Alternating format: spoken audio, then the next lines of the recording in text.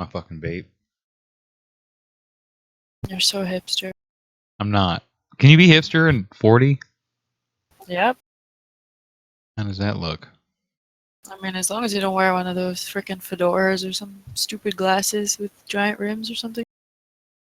Have you seen my glasses? No, I don't think so. Just keep your hipsterness to yourself, okay? Try a little bit. Try a little bit to keep my hipster. Keep your hipster in your pants. Okay. Here we go. maybe that's a different direction than we wanted to go. But Yeah. anyway. All right. Here we go.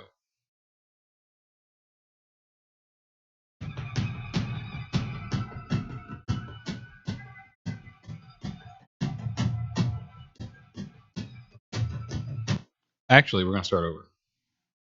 Oh, God. Good news. I get to edit this shit. Excellent. I forgot to turn my recorder on. If I just published like what I put out there on Twitch, it sounds very digital. So I record it through an external recorder and then edit the audio. You're the boss. I do have that recorded, by the way. I'm making that. That's going to be the new ringtone. Oh, my God. I'm the boss. Okay, here we go for real.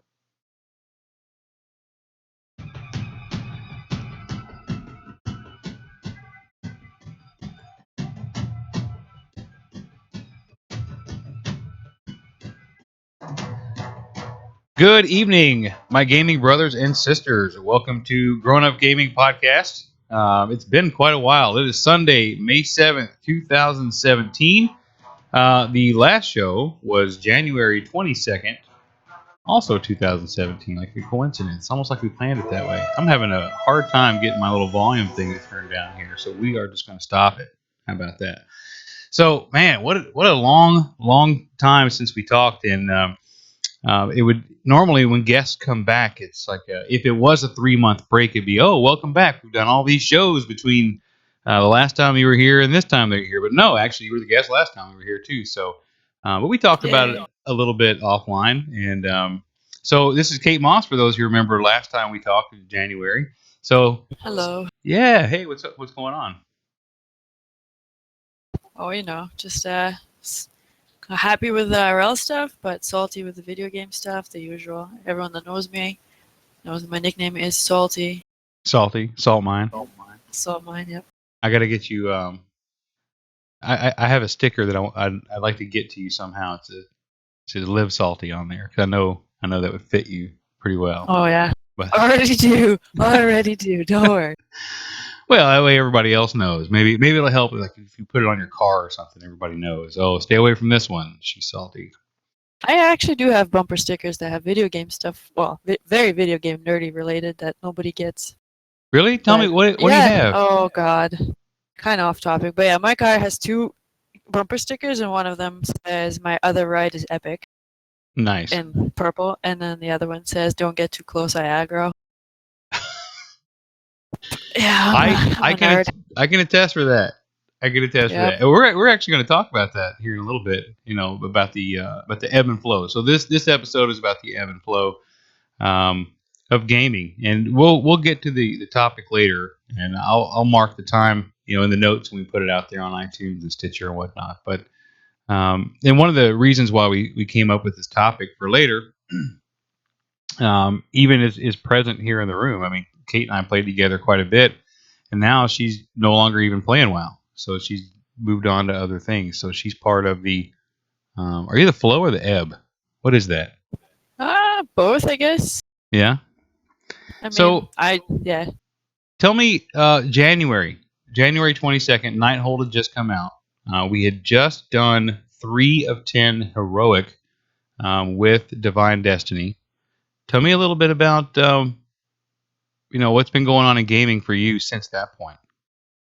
Well, as you are aware, Divine Destiny is no longer a raiding guild, for reasons that we'll, I suppose, get to, and I'm no longer playing WoW for much the same reasons. I guess the two are connected, because I was one of the primary healers for the guild, and they lost me and another healer, and they lost you. And I guess the guildmaster just decided it wasn't worth trying to rebuild the roster constantly, and sort of called it quits. So So now it's just basically alt or whatever. And I left WoW because of various reasons, but the changes. I mean, Nighthold was already kind of content, and I think there's another podcast that came out that discussed all these reasons. I had a link to it, but about the feeling of reward from raiding. And Nighthold is one of those content that it just doesn't feel rewarding. Right. Mythic is so punishing that even the top, like, I don't even know how many guilds have cleared Mythic Nighthold, like Gul'dan and everything, but I don't think it's a majority. No, as a matter of fact, if you can keep everybody entertained, I'll look that. I was just looking at that yesterday, as a matter of fact. Yeah, it's just, I mean, even if you try and save your lockout and come back, it's just the fights are so long and so punishing that it doesn't take very much. Like, you'll be progressing on, say, botanist, and it's like a 12-minute fight or something, and then you wipe at like 9 minutes. It's A, demoralizing because, Yeah. and B, the gear reward, like, okay, so you kill this mythic boss, yeah, you progress, but like the gear that drops, oftentimes you get better gear of clearing heroic just because of Titan Forging, and Titan Forging I feel like is one of the main mechanics in Legion that kind of broke raiding. I believe in So that too, and I'm surprised to hear you've listened to podcasts. I think when we first started playing together, I talked about podcasts, and that wasn't something that you were into. So good for well, I you. don't normally, but it was a very like someone was talking about raiding and all the gripes we have with the content, and someone posted a link to this podcast, and I was like, this is like 100% spot on. They're literally everything I'm bitching about essentially is summarized. Well, let me ask: was it on YouTube? Was it Preach Gaming? It might have been Preach, yeah, actually. Yeah, that guy. He's got a lot of good insight for somebody who's a player and a content creator. But to answer the original question, if it was a question, 437 total guilds have cleared Mythic Nighthold. Okay, and that's fairly deep, like late in the content. Oh Like yeah, we're almost waiting for Tomb to come out, basically, which I believe in a month or something like that. Anyways, I may or may not come back for it. Even that is still kind of in question. sure.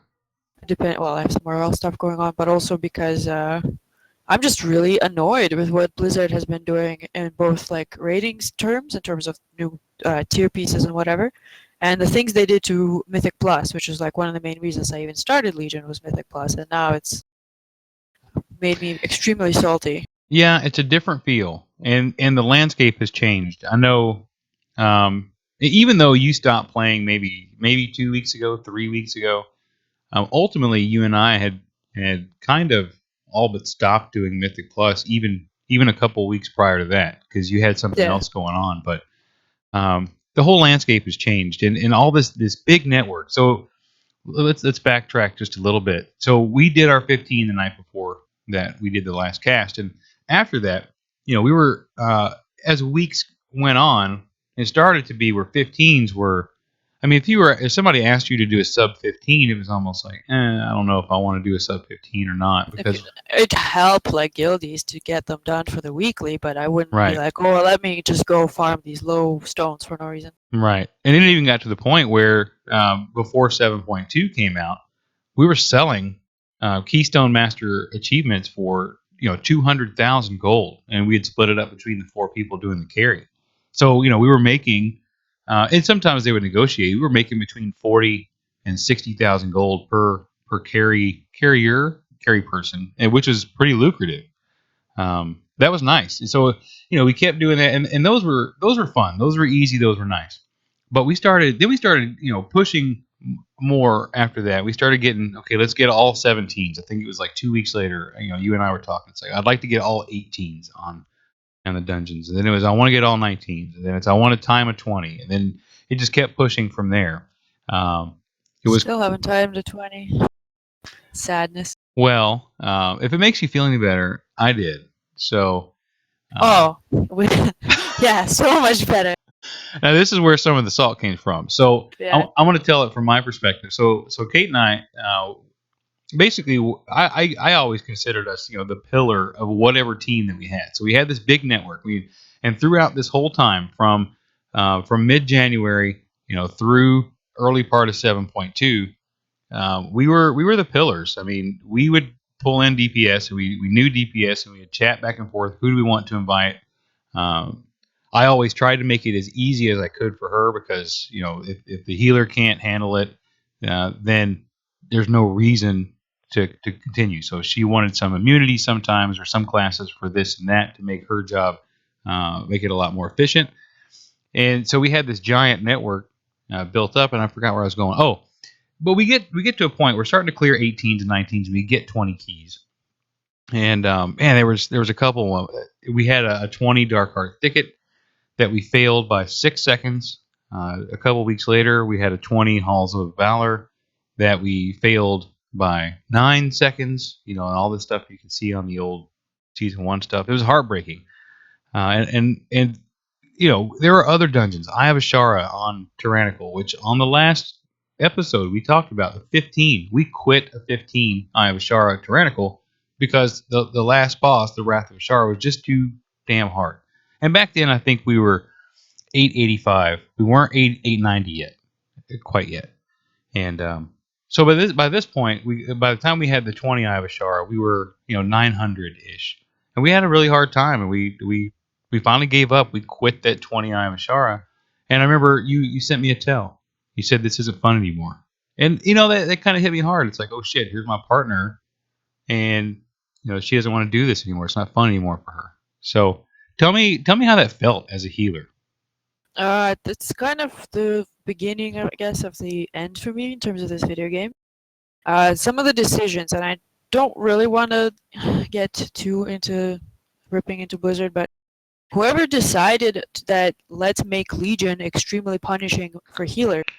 I mean, like, I don't think they do this kind of content. Like, I think the designers don't heal Mythic Plus, or either that or they all play Vestal Druids, and you know how I feel about that.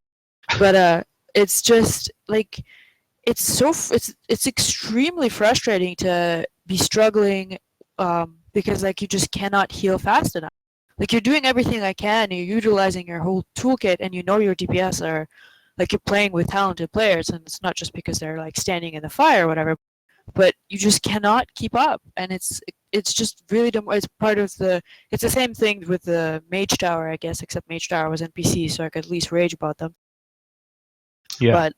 But it's just when you were struggling to do well in a game, I don't know, like there's nothing you can do to improve. Like, you have your flask, food buffer, whatever, and you're just using everything you can. Your spec inside and out, and you still just can't do it.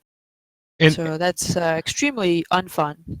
and there are some people, the trolls. Oh, that stuff's easy. You should have been able to do it. I want to tell you, and it might be subjective, and maybe she'll disagree, but Kate's one of the best healers that I've played with in Legion, or maybe ever. And that's one of the reasons why I stuck with her, because I knew that we were going to get things done together. And yeah, she was struggling, and I don't think it had anything to do with her playstyle. The class there's obviously a difference. You look at the leaderboards now. Now, I play a druid. I love druid, and I'll probably never change. But you look at the leaderboards now. All of the top healers in every dungeon, it's resto druid. And Yep. to kind of help that point, we were struggling to get a 20 done. Our first 20 key that we had between the two of us was that Dark Heart Thicket that I talked about. And we tried it 3 times and failed it 3 times. The last one was the biggest heartbreaker because it was 6 seconds. But that same week, another friend of mine, invited me to come do his 20 Dark Heart Thicket. And he's a resto druid. We timed it with, like 2 minutes to spare. And then we got a 21 Dark Heart Thicket. And we timed it with almost 4 minutes to spare. We did better on the 21 than we did the 20. We ran a 22 mile after that. And that's not bragging rights necessarily. I'm just saying, the fact that it was so much easier for him to heal. Now, there was another piece of it that, I tried to focus on when Kate and I were talking before.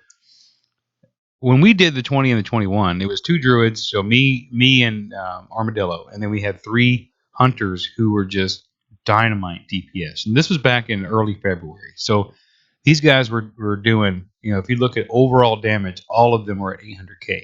So this was almost, this was 3 months ago, and they're doing 800k overall damage throughout the instance. So it was, you and I, we'd go in there, we'd have one person doing 1 million, another person doing 500k, and another person doing 700. That doesn't all equal 800 necessarily, but there was a difference between our DPS, and maybe that was it. maybe it wasn't. It's hard to say. Now you want to think that it's because the druid healer was in a better position. That's probably some truth.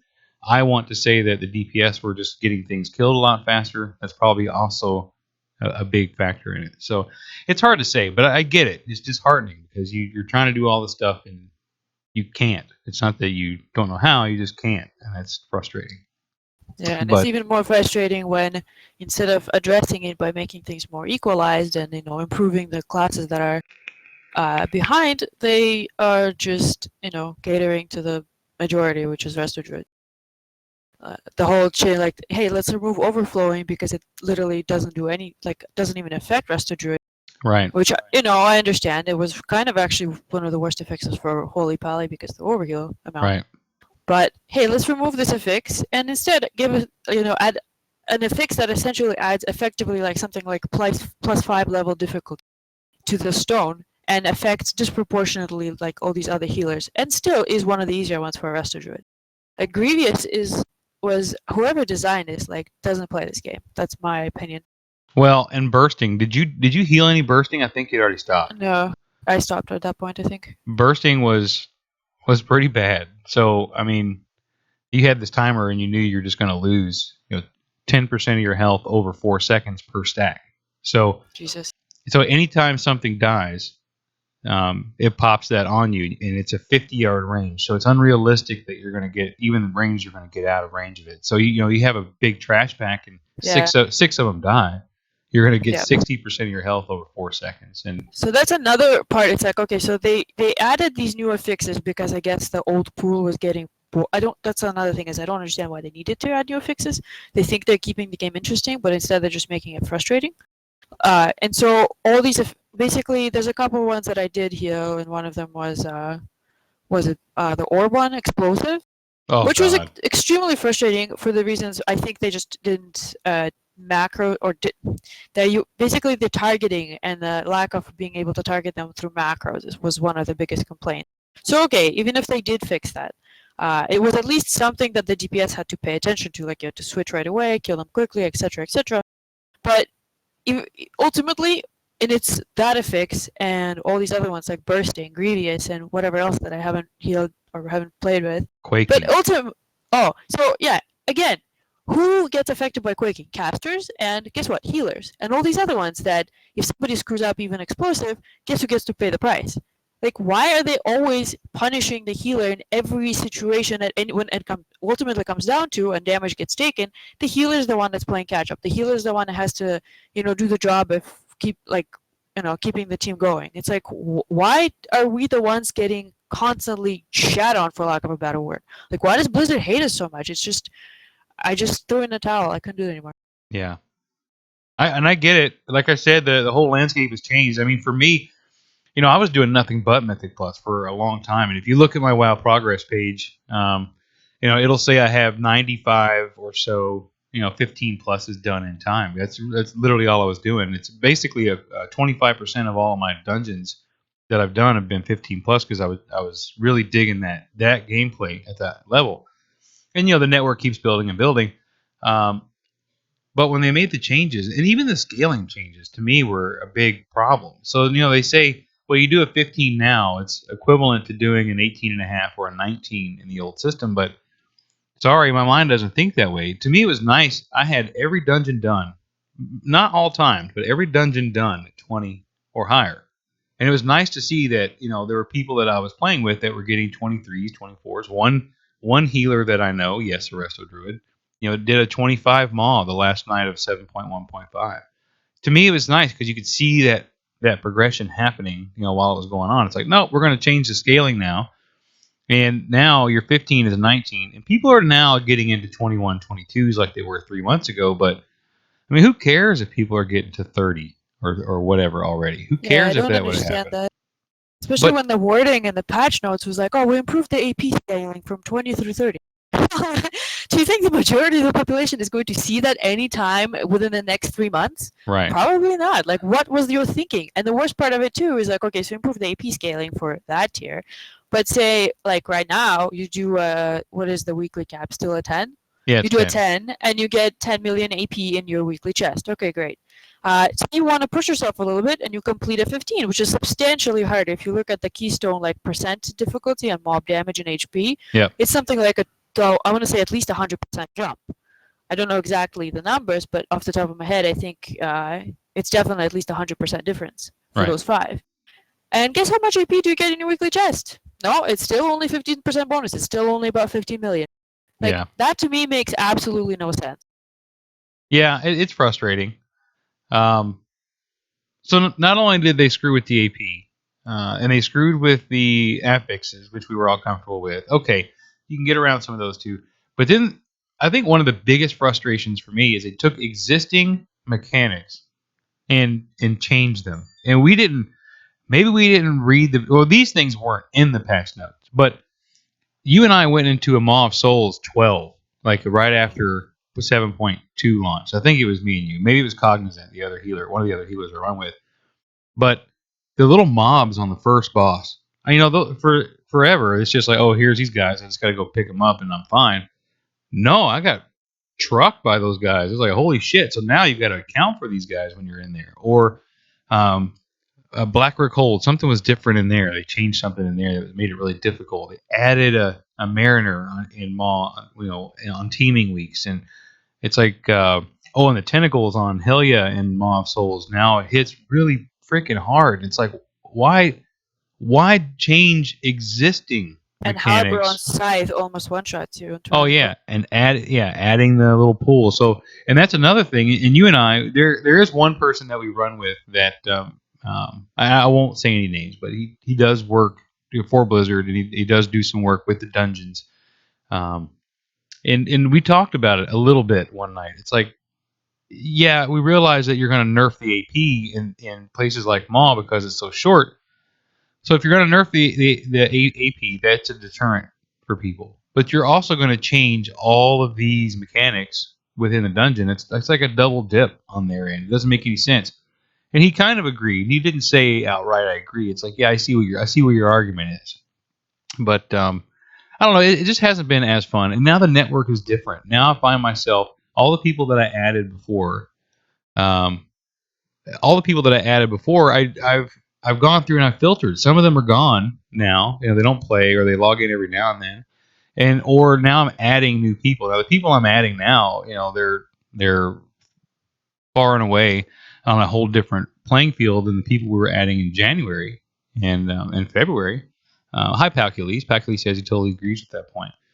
I'm not sure which one. Maybe the double dip, but it's just a different atmosphere now than it was 3 months ago, and so it caused us to lose great players like you and others. Rave, remember Rave? He hit me up the other day out of nowhere. It's like, hey, how you been? Talking about games he's been playing. He doesn't want to come back. He doesn't like reading about the changes. So here we are, great people, great friends that we no longer play with. Oh, and the drops, man! I feel like this is a rant session now. Now that we've been out of it, Yeah.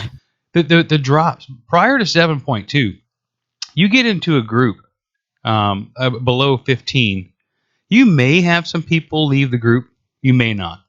But if you were running with anybody above 15, so 15 was the cutoff for your maximum gear for the week. But if you're running with people at 15 or above, you had people in there that there were I'm going to call it classy. You knew they were in it for the long haul. If we were spending 2 hours in a freaking Eye of Ashara, they were going to stick it out 2 hours because they were serious about the game, not WoW, but about the Mythic Plus game.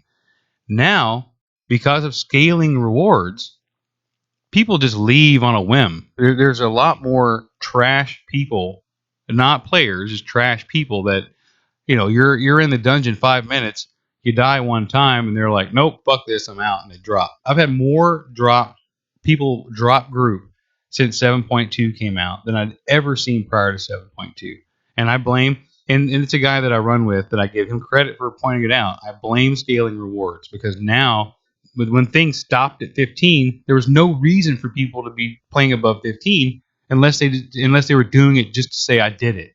Now people are like, Yeah. well, I get scaling gear, so fuck this. I can go back into another queue and get into another group, and that's just an awful way to look at it. Yep. I've been on a monologue here for a while. What are your thoughts on that?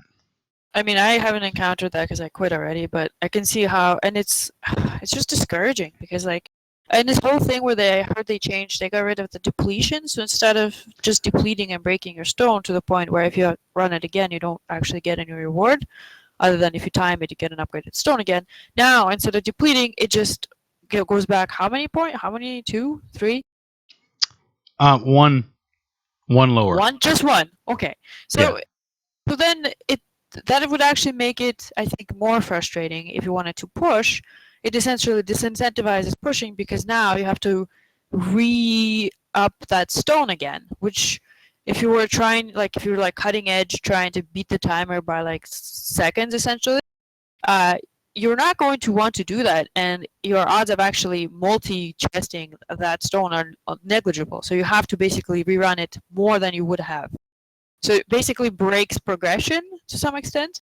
Yeah. And it's just, yeah, it's frustrating. I mean, even I understand why they did it from the general public perspective, because if you once you got a broken stone, whether it was because of a disconnect or someone wanted to be an asshole and troll your stone, etc., you are now stuck unless you were able to get into somebody else's stone run. Which, as a DPS, I understand the queues are extremely long. Like you put a you put a LFG thing up, and then you get like 10 applicants within seconds, and then obviously you can only pick 3. Yeah. Well, But at the same time, like I don't understand why they had to. They were trying. I understand they're trying to cater to the more casual team, but why did they have to make the fixes and everything so stupidly difficult then, and the scaling so poor for the tier that people are generally doing? Yeah. Like there's no really reason to farm above like 12 or something unless you can do it reliably quickly, because they like the amount of time invested versus the AP gain is just not worth it. Right. I agree with that. I mean, I know they're like, oh, well, wait for Tomb whatever Sargeras gear, but it's like, nah, if you're gonna release this content now, make it like worthwhile now. Don't make people get frustrated because if they don't have the gear they can't actually get yet. This is that's another somewhat related rant about the Mage Tower, which I know you had a whole lot of fun, I will say, in. Oh, I heard man. lots about it. I think you probably streamed? I know you probably have streams of it somewhere still. No, well, I didn't. I may have gone back and deleted that, but I did not stream when I got it. So the thing about the Mage Tower, and we are kind of jumping here.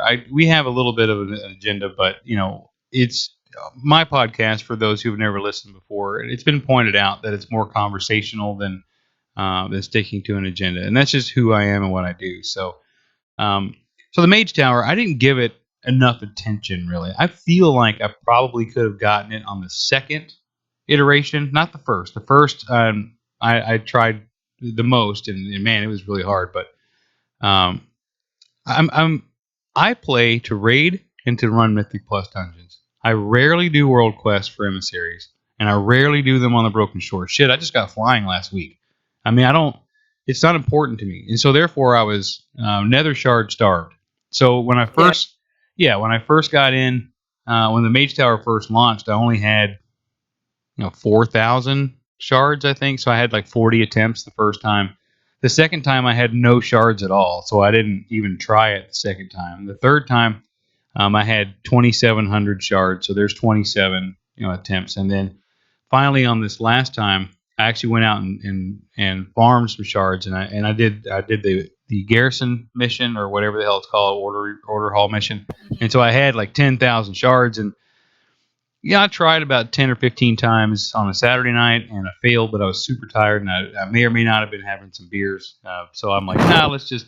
And then, so last week or 2 weeks ago, whenever it was up, I'm just sitting at the computer. We're waiting. Kids are getting ready. We're going to the beach that day. I'm like, let me just go give it a couple shots. And sure shit, down it went. So I was pretty happy. And yes, I can already hear some of the people in the community, but it was nerfed. Well, fuck yeah, it was nerfed. I mean, you had DPS out there doing their shit, same day, within 2 hours of the Mage Tower launching. So I don't.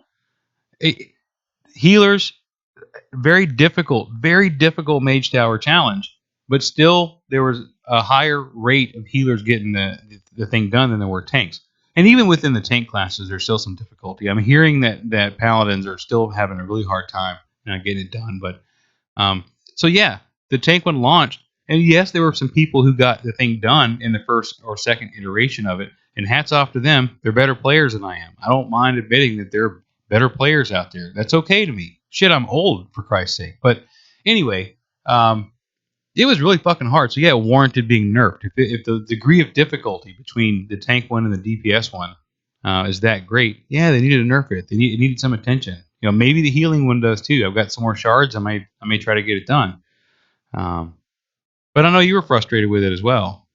But Yeah, I have multiple points of frustration with it. The first one is obviously they released this thing saying like, oh, it's going to be really hard, blah blah blah. But like, why release it if it's not going to be beatable with the current gear? Like, why say you need trial gear for this when it's not available yet? Like, it doesn't make sense. Now, I did beat it obviously without trial gear, but it took me, I don't want to say, well, more than 50, but between 50 and 100 attempts. And the first iteration, I didn't get through it at all because the healing one is extremely long. First of all, there's 7 phases, and phase 1 takes like 12 minutes. And phase 1 is basically a lot of it RNG, and you're grouped with these essentially 3 potatoes. Yeah, one of them is a dual-wheeled tank that takes all the damage in the world and doesn't use defensive. Yeah. And then a rogue that stands in shit, and this granny that also apparently gets all the aggro from everything and gets globaled while I'm trying to help DPS down an ad or something. I may or may not have seen you express some frustration towards Granny a time Granny or two. is probably one of the most hated NPCs in a game because of Mage Tower. Yeah. I'm not lying. In fact, I think I got a quote from Ramen here somewhere saying, if I could pay a $15 sub, I would do it if they made Granny killable in the game. Nice. So I can sort of sympathize with that. She's pretty much useless.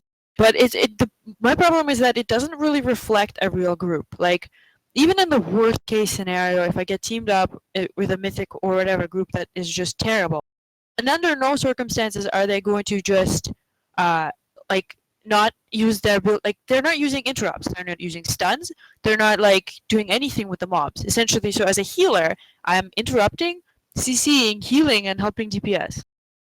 Yeah. Like, it's just not a realistic scenario. Like, and the tank didn't have aggro on most of the mobs most of the time. So it's just that part like just was ridiculous. And I think that was another thing when I was watching you do yours. I was like, this has nothing to fucking do with tanking. This is not what a tank does. A tank isn't the one that was supposed to DPS the crap out of things and, beat the DPS check or be able to survive like essentially with 0 healing, because apparently Valen's about as useless as Granny. And like, it just didn't make sense. So I was like, why? In the meanwhile, all the DPS has to do is like, oh, don't stand in this one mechanic. Like, holy shit, wow. That is so complicated. This pretty much reflects the current situation in WoW. Like, why do you guys make everyone with the DPS actually have to pay attention, and all the damage dealer has to do is not potato? Well, to play devil's advocate, so I want to sympathize with the support roles because I play a support role. In fact, that's all I play is support roles. So I want to sympathize with that because it's there's some self-interest. But on the other hand, you and I have talked about it before. We took on those roles because they require more thought into our gameplay than just learning rotation, interrupting here and there. It takes some pre-planning, some quick reaction to things. So I think it takes a certain kind of player. And I'm not saying that DPS players are bad players. Some of the best players that I know are DPS players. They just don't want to take on the support roles. But I do think it takes a certain kind of player to pick up that tank or healing mantle and say, I'm going to be the one to do that. So the challenge for us then is going to be more about decision making, and maybe some reflex stuff, and not just about killing things faster. And now I was frustrated. I didn't feel like the challenge was fully representative of a quote tank challenge, but it was a challenge. I'm glad I got it done. You got yours done, a week or two before I did. But I was lucky that I farmed shards before they nerfed the shard farm. That's another thing. It's like, you make this really hard and make it take 100 shards per attempt, and then you go turn around and take like shard farming away from people, like the easy way. And so now it takes them twice as long to farm shards. Like, it's asinine, The grind is crazy. It's just like, why? People complain about grind, so you add more grind to the game? Yeah. It's ridiculous. Well, I think that about covers it on the Keystone stuff. unless you have anything more to add. I mean, we're pushing again. Not you and I, of course, because you're not subbed anymore. But we're pushing again. I mean, I've gotten a couple 19s done. I haven't gotten the 20 quite yet in the 7.2, and mostly because I'm not playing as much. If you look at my WoW progress now, where it used to be beautiful and full of 20s, now there's some dungeons that I haven't even done yet because I'm not as motivated to do it. Cathedral? Cathedral I've done. I've done an 11 Cathedral, I believe. Oh no, I haven't. I haven't done That sounds like a tall glass of nope. Yep. I don't think I've actually done a Keystone Cathedral on my Druid, but I've done multiple Cathedral Keystones on my Paladin, my alt. Palcules, if you're still watching, Palcules hates alts. He said it. He makes it loud and clear. He hates alts. But anyway, but the raiding scene. Let me talk a little bit about the raiding scene and a little bit what happened to our guild, Divine Destiny, which wasn't always our guild. So Katemoss was in the guild Divine Destiny, and I was in Ludicrous Speed. And even on the last episode, I was advertising that Ludicrous Speed was recruiting. And I want to get it right up front. I always love my old guild. It's home. It's where I was for 7 years or so. I'm still friends with a lot of these people. But the more I played Mythic Plus, which I've admitted is the most challenging content in the game as you progress, the more the heroic raiding atmosphere just wasn't getting it done. If you're doing Mythic Plus dungeons at 15 or greater, back in January, which when 15s were really freaking hard, there was nothing at all challenging about a heroic raid. So I spoke to the leadership and we talked about Mythic and don't change your story now, Paco. He says he loves alts. He said the words, "I hate alts." I probably have it on stream somewhere and I can play it back to you. I'm just playing. Anyway, but the direction of the guild, they made the decision. No, we don't really want to focus on Mythic, and I can't blame them. The focus had shifted so much, so I made the decision to go out on my own. And I know I caused some hurt feelings, when I did that because these are people that were counting on me to be, a main tank, and I'd been with them for years and years. They knew who I was. I knew all of them. I lost some contacts over that. So, then I went to kill Jaden, and I was also facing some IRL scheduling conflicts because my daughter was looking to play softball. She plays softball every year, and I needed to raid either not on Tuesdays and Thursdays, Fat Chance and WoW, or I needed to raid at 10 o'clock at night my time. So I found a guild that raided 10 p.m. to 1 a.m. And I said, you know what? I'm just going to bite the bullet while softball season's going on, and do this 10 to 1 shit. And I did it for about a month, and man, I was so tired at work. Only getting 5 hours of sleep. It was really hurt me. I got to 4 of 10 Mythic, but I found myself I wasn't playing with any of these people in the guild. There were a couple that were coming. We started to bring to our runs, but I was still playing. You were the healer, and Valon was the DK, and at the time Noctum was the mage, and Kalaga. This was before you really started playing with it. Yeah. But ultimately, I was playing with everybody in your guild. I wasn't playing with people in my own guild. So I was dead tired at work, but I wasn't playing with anybody but people in your guild. So I switched over. We hadn't done anything in Mythic yet in Nighthold, but we said, okay, let's build this thing. And no, after about 6 weeks, we still didn't have anything solidified in terms of building. I moved to Alterac Mountains. There was a dead pool there. We convinced the 16 core people that we had in our guild to all transfer over to kill Jaden. We started to get some momentum, but as soon as we would recruit somebody else would fall out the back door, and it's like, holy shit. But we weren't really making progress, and so finally I told the leadership there I wasn't really happy. I'm like, look, I know this is going to suck, but I'm out. And I landed in a guild on Thrall, Unrivaled is the name of it, and it's I've only been there like 2 weeks, 3 weeks maybe, and I'm still a trial as a matter of fact. But it's a good guild. I think the biggest thing for me, because I've always been all about community and progression. We're progressing. I mean, we almost got Ellison down last week on Mythic, a couple in Rage Timers. Yeah, almost. So the guild's 8 of 10. I'm 7 of 10. But what I like about it is that we have people my age. There's people in there in their mid to late 30s. There's a guy in there I was talking to in Discord yesterday. He's a year older than me. And I was like, holy shit, there's people older than me that are still raiding at this level. So not only do we connect on wanting to progress, because you can find progression anywhere, but we also can at least relate to each other and hey, we're no spring chickens doing this thing. And you understand how that is. You're not as old as I am, but you understand how that is too. Yeah, But it's a refreshing change to go to mature guild because, as you know, Divine Destiny wasn't always about being mature, but it's fine. well, we had some mature, and one of the guys came over with us too. Balon came over with me. Yeah, Trigger, my GMs, he's in the chat room. Palzol, I know Palzol. We talked about it prior to me coming over. So basically, we raid with walkers. We have our characters actually have little walking assistant things. It helps. It helps to get up the stairs, when you're going to Elison's room. But so that's the raiding scene where we're at now. But anyway, so let's talk about what's next for you. What are you doing now? Now that WoW's over, we're done talking about the rating and the Mythic Plus. So what's on your agenda? Well, I quit because of the aforementioned reasons, but also because, as you said, Divine Destiny didn't really have it in them to progress as hard per se. Because I mean, there's a little bit of a organizational or structural issue, and our GM wasn't the firm hand that we need him to be, I guess. Mm-hmm. And apparently I'm too mean and I yell at people during raid and that's frowned upon or something. I don't know. But no, I may come back for Tomb of Sargeras. I might not. I might just see what it's like and what the feedback is, just because looking at the skills and the sets in Tomb for Shaman, I was kind of disappointed as usual, because if you thought tier 19 was unexciting and unoriginal, tier 20 just kind of made me facepalm. Yeah. And I know it's still not set in stone or whatever, so we'll see if that happens. And as you know, I have a job starting tomorrow.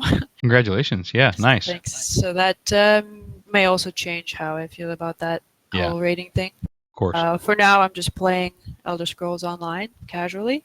I played it in beta. That's an MMO that I thought was going to be my final MMO, but that was right about the end of my PhD, and I had a lot of time, and the game is better when you have a lot of time, if that makes sense. Yeah. It's a very, if you ever play Skyrim, and I'm sure most people have at least played Skyrim, it's what Skyrim co-op would have been, or a lot of people wish there was co-op Skyrim. ESO was almost that. They didn't quite capture the whole Skyrim expansiveness, but they were pretty good, and I played a ton of PvP in ESO, like World v World, like Alliance.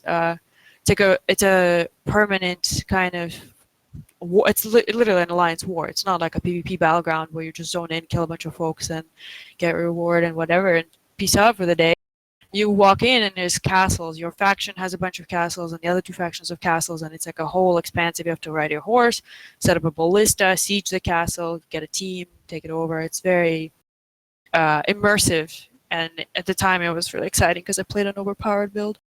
Yeah. But I know you're shocked, but I got tired of it when they started making changes I didn't like, and I quit, and I didn't play for 3 years. It also went free to play because nothing can really survive the behemoth that is WoW and stay, pay to play. But of all the F2P, and I've played a lot of MMOs, a lot of them F2P, Terra being one of them, but the free-to-play thing in ESO is probably one of the better models, because there's not really many ways. Because in Terra, you can basically buy a bunch of stuff from the store and improve your character, like actual power of your character. Yeah. So it is to some extent pay to win. You can argue that, you can just grind this stuff out just with time.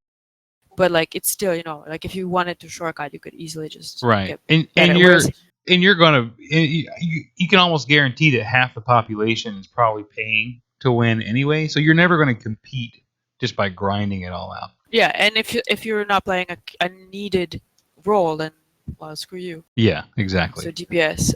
But in ESO, there's a 10% XP boost if you're playing sub, and there's a super convenient crafting bag, which I don't think I could live without anymore. Nice. But other than that, it's all cosmetic. It's stuff that doesn't improve your character's strength. It's just convenience or cosmetic. Sure. There is the DLC stuff, which I mean, if you haven't bought or you're not paying sub, I recommend getting just because it's like really nice story edition. But there's Hmm. also dungeons that are only DLC. But I feel like and there's not really there is a raiding scene kind of in SO, but it's not the same like, oh, you have to be in a guild and do this like scheduled raid every so often. Like there's no lockouts per se. Like you can just farm a raid. It's 12 people and you can pug most of them. You don't really. I mean, I assume people use voice, but I haven't even actually been to one of these. I don't know how hard they are. You should check it And out. I mean, I will probably at some point. I just haven't really bothered Yeah. because I just don't care to. Because the other thing too is there's not a gear score per se. There's a champion point level where you get to level 50 and then you get champion points, and 160 champion points is the gear cap. So all the gear scale to 160. You go beyond that, and most people are, and the higher you are, the stronger you are. But the gear is still the same. Right. So once you get to 160 and you get your final set piece build that you want, your gear is set, I guess, forever, unless you want to get like the stupidly expensive fancy gem or enchant, which doesn't matter. Like it helps minimally. That's Sure. like a super min max stuff. But like there's also not a cookie. There is a little bit of cookie cutterness, but it's a lot less. Like if you play mage, you have to play fire. If you play warlock, you have to play affliction. Like there's none of that in ESO. You can play. You want to be a Templar tank and be stamina? Sure, you're not Yeah. going to be as effective, but yeah. If you want to play DK Magicka tank, you can. Again, you might not be uh, As effective. orthodox. Right. Yeah, but like there's Orthodox. different builds and different sets and So you're not just a lot of stuck. stuff. Yeah. You're Yeah, not. you're not. You can And make. even if you make something up and you think it's going to be amazing, you get there like, okay, this isn't working really as well as I thought. You can just spend a bit of gold, maybe a lot of gold, depending, and then just completely rebuild your character. And, So and I've tried it, and I do like it. It does offer a little bit of flexibility. After talking to you the last couple of weeks, I did buy the game, and I played a little bit on Wednesday, my day off, and I'm still not to level 10. So far, I think the leveling takes a little bit too long, but maybe I'm it's really spoiled from long. WoW. Yeah, Um, but yeah, I was like, holy shit, there's like 3 different trees, and I don't really want to use this magic and stuff. I want to go into, I forgot the three trees because I made a Dragon Knight, but yeah. you only get 5 slots really to put your skills in. So, what do I want to put in there? I don't know. I haven't done enough research on it. I got an armor thing and a poke them in the balls with a knife thing. It's some kind of low cut or whatever. I don't know what it's called, but I haven't done enough of it to form an opinion really. I told you yesterday, outside of gaming, that it hasn't grabbed me yet. And WoW didn't grab me at first either. It took about 20 levels to WoW to really get its claws into me. And Rift was the same way. I was really into Rift for a long time, but it didn't really get me until the first 15, 20 levels. But um, it sounds like fun. I mean, once you're a gamer for life. I think you may take breaks from things, but you're always going to find something that's going to get your attention and make you think. In that level. Yep. But so the ebb and flow, to move things along just a little bit. I can't believe we've been talking this long. Actually, it's been quite a while. But you and I both referenced the video that Preach Gaming put out a few weeks ago about mythic guilds are dying off, and some of the folks that I'm talking to, personally inside the game that I've met or who I know, some people are saying the same things, that there's a lot more fall off this time around. Um, there's a lot of speculation out there. If you guys want a really good, well-rounded uh, opinion piece on why this has been the mythic or the guild killer Nighthold or Legion in general, check out the video that Preach Gaming put out. But um, some of us have been talking, and the biggest thing that I see out there, and it's been said since the beginning of Legion, is look how much content there is. And I put in the notes, is it really more content? I don't think so. And at first, it felt like a lot of content, but if you pull back a little bit and look at it from, take off the rose colored glasses and look at it, it's not more content. What you see is you've got people that are obsessed with getting the AP up. You've got people obsessed with getting a chance. It's like when people are addicted to gambling. They're addicted to the chance of getting a legendary or a Titan Forge prot. So here are people now in 10 of 10 mythic who are still running LFR, Emerald Nightmare, all the wings, normal, heroic, mythic of every dungeon, or not dungeon. They're doing baseline mythics for AP to maximize AP once a week. They're doing every level of content for every piece of content that's out. It's burning people the fuck out, is what it's doing. So there's not more content. You're just keeping people busy for longer doing the same shit. Well, Palcules, he's in the chat room. We talked about it the other day, and he said maybe that's a good approach. We talked about AP a little bit, and I said I don't focus on AP. It'll come. I'm playing Mythic Plus quite a bit again now. There's another reason for that, but I'm doing the weekly progression stuff with the guild, and I may do a heroic clear of Nighthold or whatever. I don't do LFR. I can't.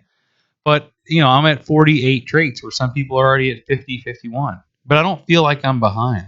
It doesn't bother me at all that I might be 2 or 3 traits behind people because I'm not burning myself out by doing. Oh, and another friend, she asked me, "What, you haven't done your LFRs this week?" Like it was a chore list that had to be done. And it's just like, no, I don't do them. I don't. So terrible. Like LFR is Right. just ugh. It's not. Is it more content?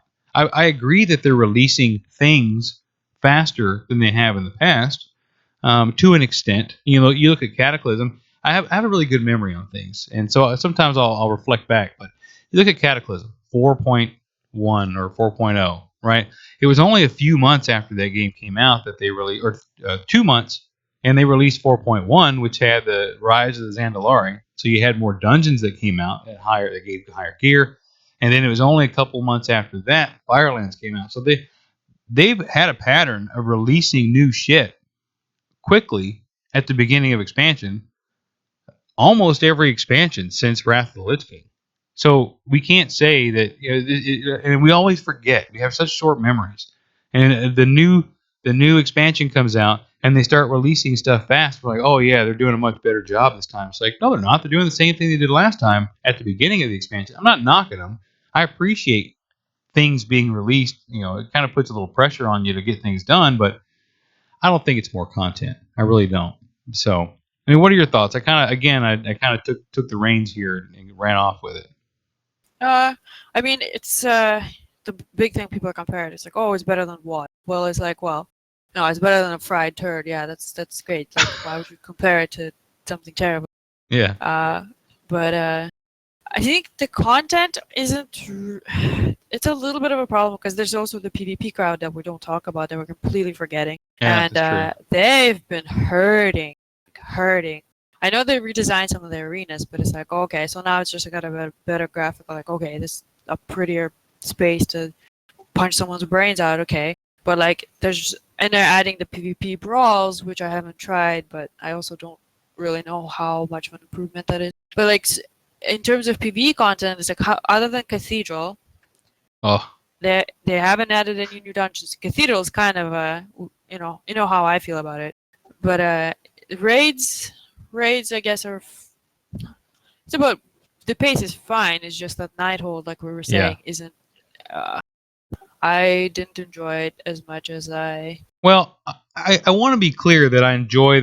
I might have sounded like I thought the content was shit, and I don't. I like the content for what it is and for when it is. But 8 months into an expansion where we're already on a second quote tier, I realized Emerald Nightmare wasn't a tier, but I shouldn't feel like. Well, I don't. Other people do, but I shouldn't be made to feel like or asked to feel like I'm missing out on something because I'm not running fucking normal Emerald Nightmare. 8 months in, what's the point? Yeah, you can crush through it, but I don't want it. I really don't want to. And that's why people are burnt on Nighthold. I sat around on my Paladin last Wednesday, and I spent 2 hours. We did normal, heroic, Emerald Nightmare, normal, heroic, TOV, normal, Nighthold clear. And that was a 2 hour thing, but God, I was almost falling asleep. I enjoyed the content. Yeah, it's a chore. Like, the game shouldn't feel like a chore. If you're playing it because you feel like you have to and it stops being fun, like, what the hell's the point of playing? Like, I don't come home so I can do more work. Right. And that's why. That's what the AP grind is, and that's what this whole Titan Forging thing is. I feel like taking out Reforging and adding in Titan Forging and Warforging was one of the biggest mistakes they've made. I in wish this they game. would put reforging back in. God, that'd be so much easier. Yeah, this whole like, oh well, I mean, people are like, oh, the secondary stats are what people make them. They don't matter. It's only you making it in your head. Like, I play a freaking Master Shaman. You can't tell me that haste and versatility is just fine for me. Like, please, no. Like, seriously, They're fantastic. just really like, if you didn't want to make this stupid thing where people are like taking 20 item level jewelry downgrades because it has like stupid stats on them, then you should have just kept reforging back in the game. Oh Yeah. no, I have to use a third party calculator or maybe use my brain a little bit to figure out if this piece is better for me or not, or like which way to change the stats. But it's not having it means that I'm basically like, oh well, there's certain things that can drop. They would be upgrades, but they're not. Like, Right. And that's why I don't chase yeah. it. Yeah, the chore, the maybe the Titan Forge, I don't chase it. For me, to keep things fresh, Mythic Plus, that's what I found. Now that I'm progressing again in Mythic Plus, since I took my butt hurt break, I call it the butt hurt break. Running with some people again, pushing high stones again, and I feel a lot better. So, um, Yeah, I'm just salty, and I might just simmer down and come back to the game. It's just I don't know if it'll be anytime soon. And this, I have to say, like Legion has been the longest X-Pack. I usually quit WoW like I say I'll never play it again, and I start playing it, and then I quit within 2 months because it's yeah, like I've played maybe a total of month and a half or 2 months of WoD, and I played maybe 3 months of Kata, and I did play I started in BC, and that was like my first experience with WoW, so it was like crack cocaine. right. So I played the crap out of the game. But then Wrath I played substantially more than actually probably the same as Legion actually, because I did quit in Wrath as well. But every expansion has generally been less and less for me, except for Legion. I skipped MoP entirely because I dislike pandas for Oh, you're just one of arbitrary those. reasons. You're one of those people. I'm a panda racist. Yep. Oh my gosh. I don't even see anybody's race. I don't even see people's characters in game. You've snapped at me a couple times on that because don't you see me? It's like, no, I don't look to see where you're Yeah, at. people are like, oh, when did you go goblin? I've always been a goblin. I just don't like being a goblin, so I like run Ghost Wolf the entire time. Well, let me ask you this: what do you plan? The guild's falling apart. We've all kind of gone our separate ways. If you do come back for Tomb, where are you going to go? Are you just going to stick it out on KJ and find something there, or yeah, I haven't really given it much thought. Being yeah, a healer with decent XP, I'm pretty sure I'll have no issues finding a guild. yeah? I'm sure I'll you'll be just link fine. them all my orange parses, There you go. Well, good. That means I'll have another reliable healer for Mythic Plus when you come back. Don't count on me just yet. No, We'll see. yeah, we'll see. So, okay, that about wraps it up for the topic. Like I said before, it was more conversational. I didn't put a whole lot of effort into the agenda because I did want to just chat. I didn't want to cover the last few months. Kate and I are friends. We were partners in Mythic Plus for a while, and she stopped playing. And so, I kind of wanted to recap what we've been going through over the last few months.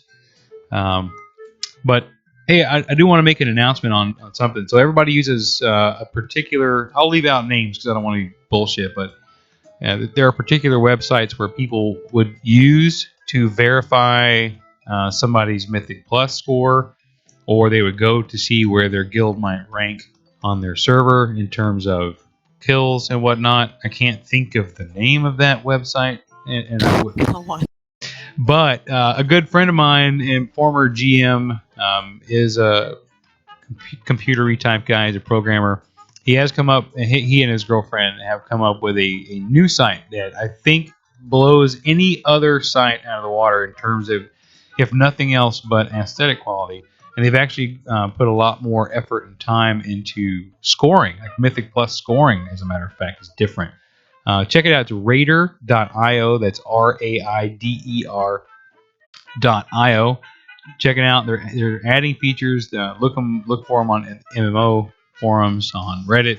They've got some discussions going on, and they're very open to feedback. So check that out. I think that's going to be the one to take over the other site. Kate, do you have any closing thoughts, closing remarks? Uh, not really, no. Okay. Other than if you do end up playing ESO, you should play the Old Mary faction and look me up. There you go. Look her up. And I think she's got some characters out there. And she actually, if you want to hear, She actually said the name of her character on the last episode she was on. So, but that'll do it for me. Check us out on Stitcher, on iTunes, on Google Play Music, all the podcast things. Check out the website, growngg.com. That'll also link you to some of these things. So until next time, it's my music. Man, I love this music. It kind of speaks to my age, though, right? I'm an old man. I like this stuff. I mean, I'm just kind of deaf right now. Is it loud? Kinda. Good. So long, everybody.